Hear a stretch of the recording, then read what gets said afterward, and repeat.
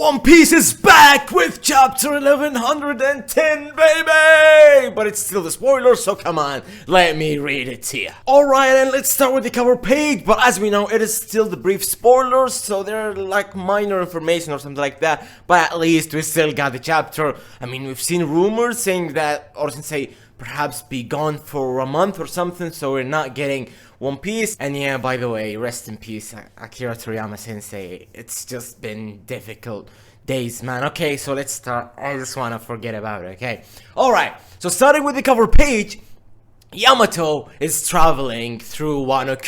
So as we know, Yamato is, you can say that Yamato is like, now she's a straw hat, okay? But she's still doing what Oden's done, which is to go through Wano and to discover Wano and everything like that. So yeah, I love how it is similar to what Oden's done.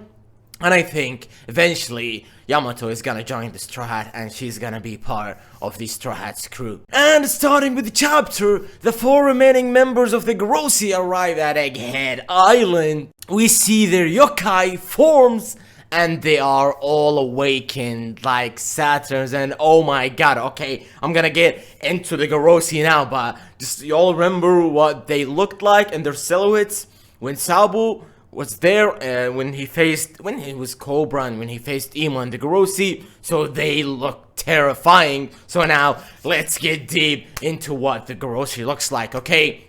Alright, Nosujuro, the guy with the sword, is a wild horse, okay? Jupiter is a giant monstrous worm, and Warkuri is a giant wild boar, and Marcus Mars is a giant bird. So I'm not gonna say that they really looked like what they looked like in their silhouettes, but I think yeah, it was pretty similar because Saturn looked like, yeah, it was similar, and the bird, the giant bird, Marcus Mars. So yeah, I'm gonna say that they pretty much look the same, okay? So yeah, and now the Gorosei tries to attack Luffy, but the giants arrive to stop them. So who are the giants? Are they Durian Brugi? Are they all the giants pirates? We still don't know. But I think we know one thing, okay? I think that the Gorosei will easily destroy the giants pirates, okay? Except if they like come in a like an army or something, like with, I don't know, 20, 30, 40 members. It's gonna be tough, okay? But I don't think it's possible because we've seen the ship that they arrived with. I don't think that's gonna take like 30 or 40 giants, okay? So I think they were like, I don't know, let's just say that Durian Brugi arrived and tried to save Luffy from their attack, and at the end of the chapter, Zoro defeats Rob Lucci finally. Oh my god. Do you know a fun fact that this fight lasted for 6 months in our time?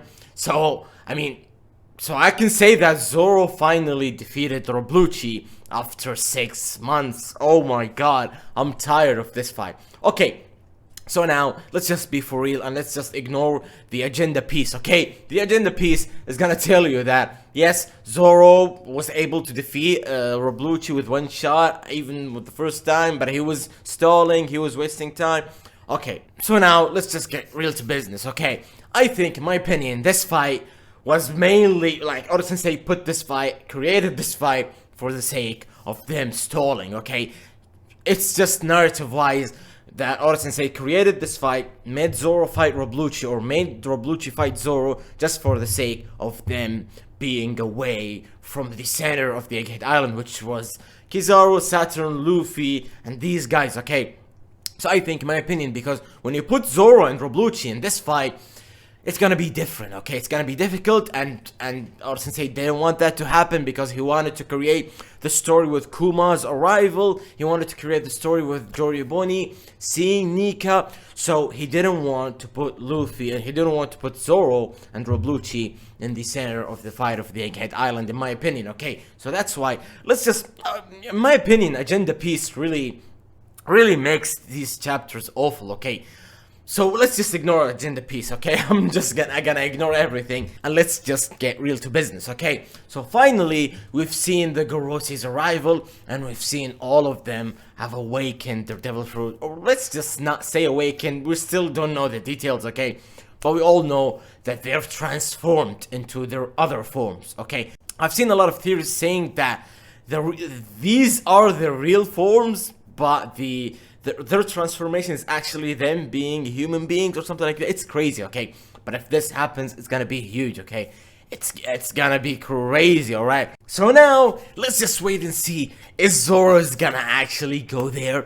Is he gonna fight the Gorosei? We still don't know anything about it, okay? But now we only know one thing, that 5 Gorosei members are fighting Luffy, and the giant pirates arrived to save Luffy or to stop them.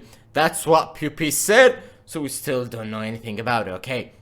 Is the Gorosei gonna destroy the giant pirates? Is the giant pirates actually that strong that they can't stop the Gorosei and they're gonna fight them at least to stall like for a couple of minutes or something like that? We still don't know anything. But in my opinion, I feel like the upcoming chapter 1111 is gonna be huge for Zoro, okay? So probably I've seen a lot of speculation saying that Zoro is gonna 1111 sorry. Chapter 1111 is gonna be huge for Zoro because as we know, his birthday is in 1111. And yeah, as we know that Zoro's bounty is like 1,111,000,000. So yeah, it's 1111. So everything about Zoro is literally 1111, okay? So is it gonna be Zoro's chapter, the upcoming one? I really hope so, okay? Because it's gonna be huge. I really wanna see Zoro against Zoro, the Wano guy, the swords guy, the swordsman. It's gonna be really insane. So I guess that's it, guys. Drop your thoughts. What do you think about the brief spoilers? We still didn't get the summary. We still didn't get the chapter. So yeah, drop your thoughts like I said. And I guess that's it, guys. Get out of here.